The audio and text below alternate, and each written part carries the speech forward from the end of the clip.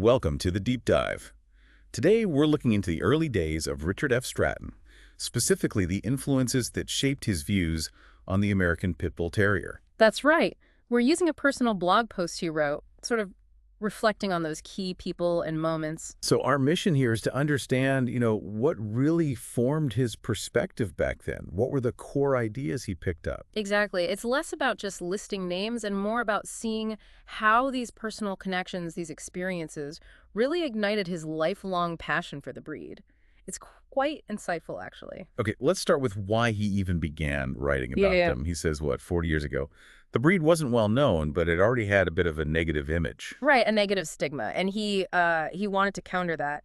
His approach was interesting, though. How so? He specifically talks about wanting to present the breed in a classy way. He did this by putting quotes in his books. Quotes, like from philosophers and writers? Yeah, exactly. Which makes you think, was that just style? Or did he believe associating the dogs with, respected thinkers would kind of lift them up? That's a really good question. Framing them in this, intellectual light? No. And he was clearly proud when people called his books the best breed books around. Oh, absolutely. He mentions that specifically, and one of the main guys he quoted was François, Duc de la Rochefoucauld. Ah, the French nobleman and essayist. Mm-hmm.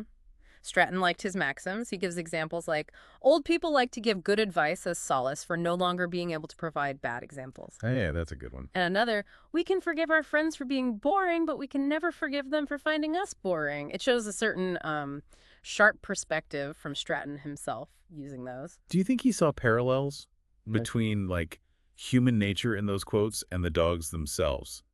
Maybe how we project onto them? That's a fascinating angle. It's possible. He even teases that there was some secret connection between all the people he quoted in his last book, but he's not telling. Adds a bit of mystery, doesn't it? It really does.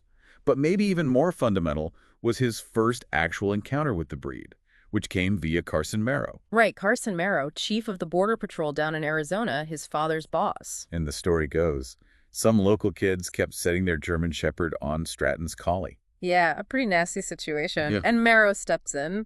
But instead of just, telling the kids off, he lends young Stratton a small brindle bulldog called Nails. Nails. Okay. And crucially, Maro also shows him how to use a breaking stick. So it wasn't just getting a dog, it was an introduction to the realities, the specifics of this kind of dog. And Maro apparently said Nails would sort out the German Shepherd. He did. Stratton was skeptical, obviously. Nails was much smaller. But that's not what happened. Nope. The little bulldog just completely handled the bigger dog. Stratton says right then, the breed became heroic in his eyes. It was a total underdog victory. Yeah. Wow. Like David and Goliath. You can see how that would stick with a kid. Absolutely. It shattered his ideas about size and appearance, meaning everything. A powerful first impression. He even mentions owning a dog later, DNK's Rocco, that looked just like Nails, only bigger. Shows how impactful that was. Yeah, it really demonstrates how one sort of shocking event can completely change your view on something.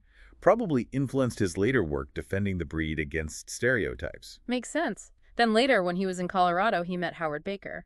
The restaurant owner who ran a boys' boxing club.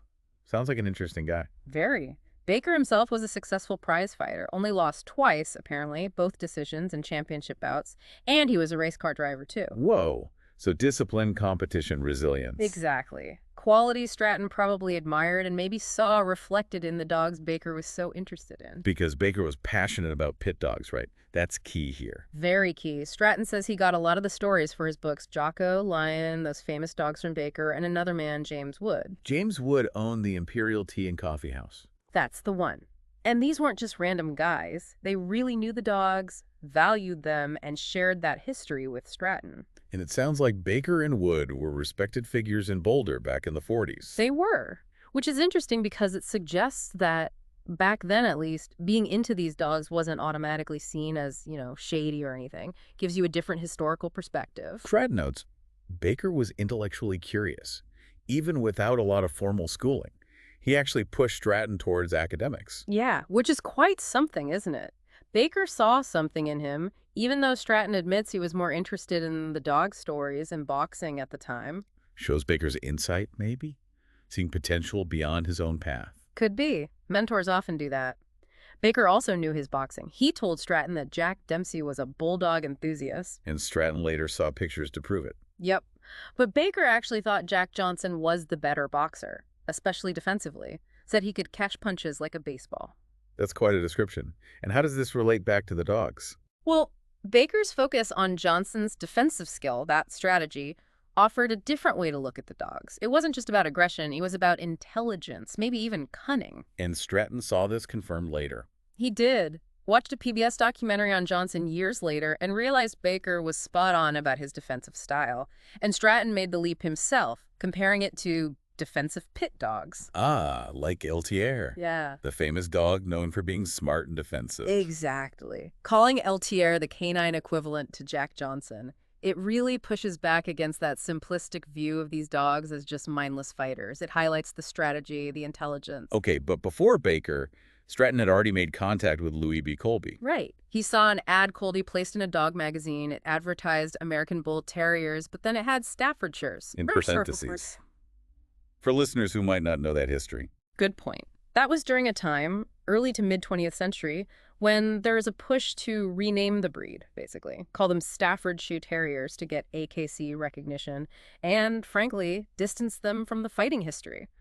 Colby's ad catches that transition. So Stratton writing to him shows he was already digging into the established lines, the history of the breed he knew. Definitely. He bought a puppy from Colby, really valued their letters, and years later he actually visited Colby. And saw the famous picture of Colby's Pinscher. Yes. The original photo, Pinscher was a big deal. A 72-pound dog from the 1800s, sired by Teddy, supposedly won over 20 fights. A direct link to the breed's past. Colby even showed him where his father, John P. Colby, kept his dogs. He did. Stratton and his wife got the tour. He even visited John P. Colby's grave, mentioning it wasn't a tourist spot yet. It feels like a pilgrimage, almost, connecting with the roots of the breed. So connecting with the past, then Howard Baker introduces him to William J. Lightner. Another key figure. In Colorado Springs, Stratton calls him a giant of a man, a great breeder. And Lightner had a specific preference. Yeah, he liked the smaller bulldogs, and apparently he always trimmed their ears the same way. Quite consistent. And Lightner's background was also colorful. Oh, yeah. Bare-knuckle boxer, professional singer, though mostly a railroad engineer. Another one of these multifaceted characters drawn to the breed. His preference for smaller dogs was that unusual. Not entirely, according to Stratton. He says back then, many in the fancy, the serious enthusiasts, preferred smaller dogs. He mentions R.F. Wallace writing about that, saying smaller was better for breeding, usually. Right, though Wallace admitted good big ones existed too, it wasn't absolute. And Stratton himself, despite being influenced by Lightner toward smaller dogs, later knew Bob Wallace and really admired his dog, Centipede, who is bigger, 54 pounds pit weight. So he could appreciate different types within the breed, even with his own preference. Exactly. Shows a nuanced view, not just one size fits all. He understood the diversity. Stratton also tells a story about how people used to react differently to dog fights. Like, seeing a small bulldog take on a bigger dog wasn't seen as shocking. Yeah, he contrasts it with today, suggesting maybe people wouldn't care or would disapprove more strongly now. And he admits that as a young guy, he sometimes let his leashed bulldogs tangle with strays. Sort of encouraged it. Risky. Definitely. He says Howard Baker disapproves strongly. And Stratton himself says he regretted it later, calling it youthful curiosity. It's a candid admission, shows a bit of evolution in his own thinking on responsible ownership. We also learned Howard Baker boxed as the Colorado Kid. We do, and Lightner actually had a dog named Colorado Dan. Who reminded Stratton of Howard. Exactly, and that dog, Colorado Dan, became a famous pit dog. Stratton just wished Howard could have lived to see the stories about those dogs in print because Howard loved talking about them. And James Wood, the coffeehouse owner, backed up Baker's stories. Apparently so. It paints a picture of this close-knit community sharing these histories. Naming a dog after Baker's boxing name, that shows real respect, you know? These dogs were woven into their lives and friendships. So wrapping up his reflections, Stratton calls Maro, Baker, and Lightner quality folks, larger-than-life characters. Yeah, he sees Maro as the spark, the one who started it all for him with the bulldogs. And he feels these positive early influences kind of shielded him, kept him from buying into the negative hype later on. It really highlights how powerful those first impressions and mentors can be, doesn't it? They set the foundation for a lifelong perspective. No doubt. And Stratton's loyalty became absolute. He says flat out, even if there were no other good bulldog citizens, he wouldn't swap his dogs for social acceptance. He ends with that powerful line, "The best dogs deserve the best people." That really sums up his dedication, doesn't it? A deep, personal conviction about the worth of these animals no matter what anyone else thinks. So looking back at this deep dive, we've seen how Stratton's view of the American Pit Bull Terrier was shaped by, well, a really diverse group. Lawman, boxer restaurateur, breeder. And through them, certain themes keep popping up. The surprising ability of dogs, the vital role of breeding and bloodlines, and these really strong bonds between the people involved. And maybe for you listening, it's worth thinking about who or what played that kind of role in your own life. Those early influences, those mentors, they often shape our passions and perspectives more than we realize, setting us on paths we follow for years.